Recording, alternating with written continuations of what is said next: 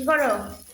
এই যে একাদশীর সেবার সব রান্না হচ্ছে।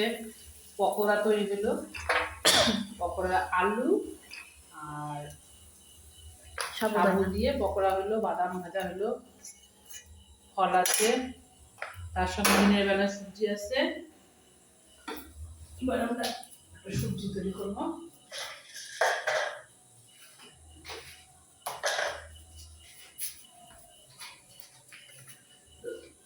এই আমাদের সবজি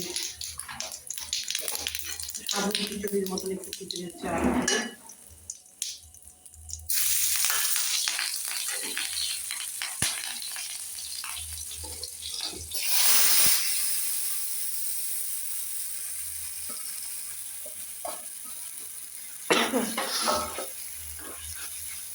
সাদা সাদা সাদা খিচুড়ি, সাদা সাদা সাবুর খিচুড়ি।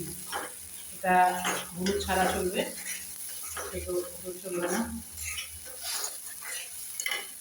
তো আজকে আমরা